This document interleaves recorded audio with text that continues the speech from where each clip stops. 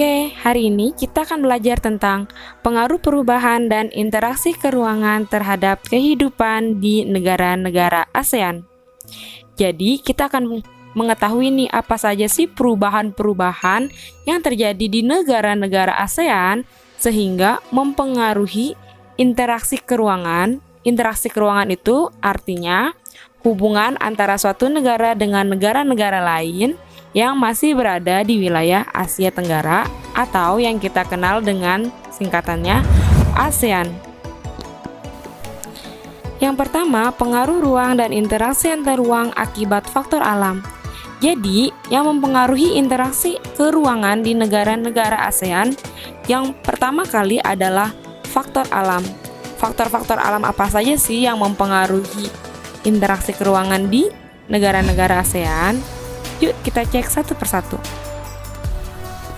Faktor penyebab perubahan interaksi antar ruang berdasarkan faktor alam yang pertama adalah iklim. Jadi iklim juga ikut mempengaruhi perubahan interaksi antar ruang di negara-negara ASEAN. Yang kedua, faktor geologi. Geologi itu artinya bentuk muka bumi. Yang ketiga, faktor ketersediaan sumber daya alam atau biasa disingkat dengan SDA. Dan sekarang kita akan membahas faktor-faktor tersebut secara rinci satu persatu. Yang pertama adalah faktor iklim. Seperti yang telah kita pelajari bahwa negara-negara ASEAN berada di wilayah yang beriklim tropis dan subtropis. Kenapa? Kalau dilihat berdasarkan petanya, kita bisa lihat kan bahwa negara-negara ASEAN berada di wilayah garis ekuator atau garis khatulistiwa seperti negara Indonesia yang dilalui garis 0 derajat. Sehingga iklim yang berada di sekitaran wilayah-wilayah negara ASEAN adalah beriklim tropis. Ada negara ASEAN yang beriklim subtropis seperti Myanmar. Yang kedua, wilayah ASEAN mendapatkan curah hujan yang cukup besar setiap tahunnya, rata-rata sekitar 1.500 mm per tahun. Yang ketiga, dilalui sistem monsunwal atau perubahan arah angin setiap 6 bulan sekali. Nah, kalau ini biasa kita sebut sebagai angin muson barat dan angin muson timur yang masing-masing mereka berhembus setiap 6 bulan sekali sehingga mempengaruhi iklim yang ada di wilayah negara-negara ASEAN.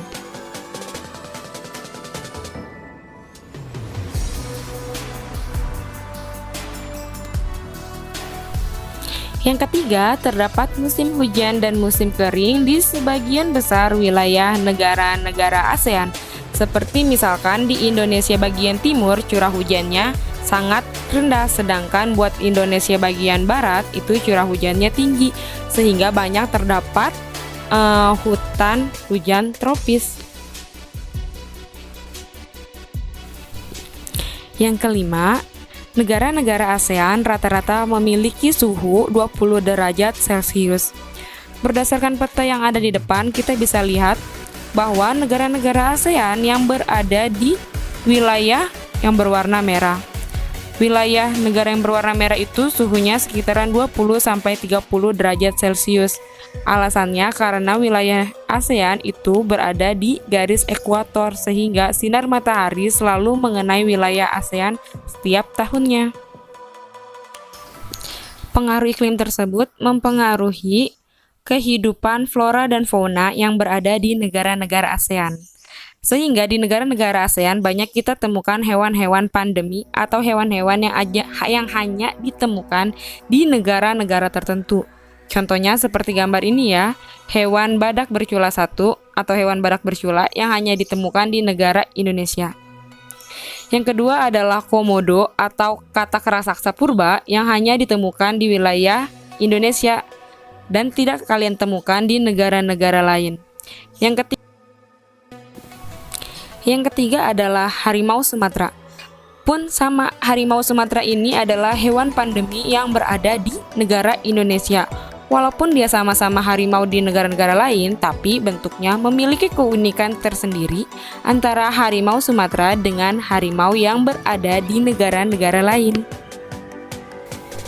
Dan untuk tumbuhannya, Yang menjadi tumbuhan pandemi negara Indonesia adalah, yaps, benar sekali, ini adalah bunga bangkai atau biasa disebut dengan bunga Rafflesia arnoldii. Bunga ini hanya kita temukan di negara Indonesia saja, tidak ditemukan di negara lain. Namun, terdapat suatu permasalahan besar yang mengancam wilayah ASEAN, yaitu pemanasan global atau biasa kita sebut dengan global warming.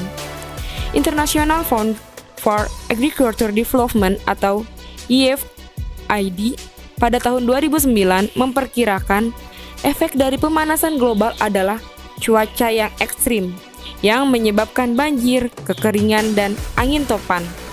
Nah, akibatnya dapat mempengaruhi sistem irigasi, hasil panen, kekurangan kesuburan tanah, hilangnya ekosistem dan sumber air. Kalau dari sini mencairnya es di kutub, bumi menjadi semakin panas, dan banyak kerusakan lingkungan.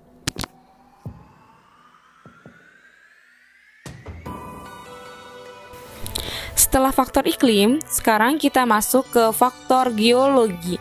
Faktor geologi itu adalah faktor yang berada di bagian bumi.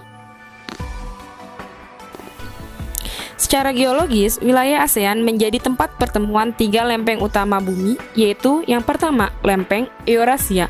Lempeng Eurasia ini berada di bagian atas negara-negara ASEAN. Yang kedua, lempeng Indo-Australia. Berdasarkan namanya, lempeng Indo-Australia ini berada di bagian bawah, yaitu dekat dengan benua Australia. Dan bagian lempeng yang ketiga adalah lempeng Pasifik. Lempeng Pasifik ini terletak di Samudra Pasifik dekat negara Filipina. Karena posisinya yang dekat dengan salah satu negara di ASEAN, sehingga lempeng ini mempengaruhi negara-negara yang berada di wilayah ASEAN, yaitu Filipina. Wilayah ASEAN memiliki 3 elemen fisik yang saling bercampuran. Yang pertama yaitu wilayah pegunungan. Yang kedua, wilayahnya memiliki dataran rendah dan dataran tinggi. Biasanya wilayah dataran rendah dimanfaatkan sebagai wilayah untuk bercocok tanam seperti menanam tumbuhan padi, dan di wilayah bagian pesisirnya dimanfaatkan untuk mencari ikan.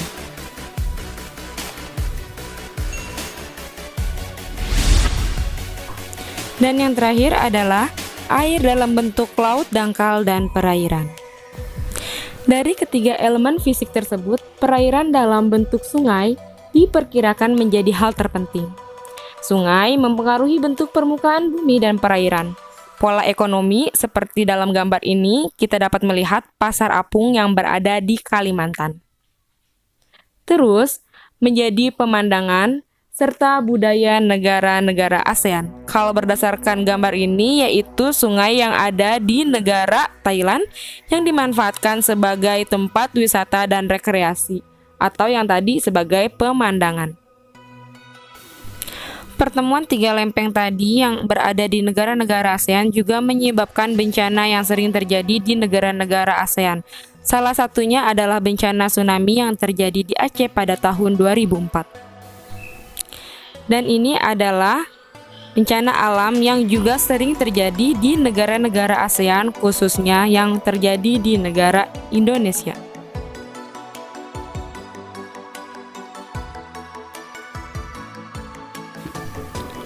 Wilayah ASEAN juga dilalui rangkaian pegunungan Sirkum-Pasifik dan Sirkum-Mediterania.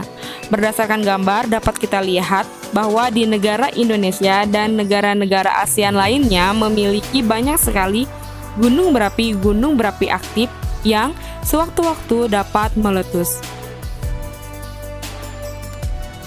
Letusan dari gunung berapi tersebut tidak hanya membawa dampak negatif, tetapi juga membawa dampak positif, yaitu tanah di sekitaran wilayah gunung berapi menjadi wilayah pertanian yang paling subur.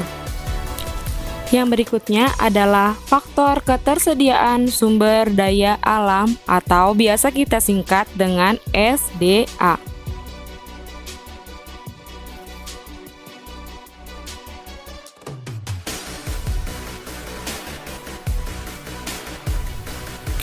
Negara-negara di ASEAN memiliki sumber daya alam yang beragam, namun tidak semua negara memiliki sumber daya alam atau sumber daya alam yang sama. Seperti negara Singapura memiliki sumber daya alam yang sedikit, adapun Indonesia memiliki sumber daya alam yang sangat besar. Hampir semua negara di ASEAN memiliki sumber daya alam tambang. Kalau berdasarkan dari tabel ini, negara yang tidak memiliki barang tambang adalah negara Singapura. Sedangkan negara-negara lain yang ada di ASEAN memiliki banyak sekali barang tambang. Selain sumber daya tambang, ASEAN juga memiliki sumber daya alam seperti hutan dan laut. Kekayaan alam hutan terdiri dari bermacam flora dan fauna yang hidup di sana. Adapun kekayaan laut mencakup biota laut yang dapat dimanfaatkan seperti ikan laut, rumput laut, terumbu karang, dan juga laut itu bisa digunakan sebagai tempat rekreasi dan hiburan. Nah, setelah selesai kita membahas tentang materi hari ini ada latihan soal untuk kalian kerjakan. Jangan lupa dikerjakan ya. Terima kasih.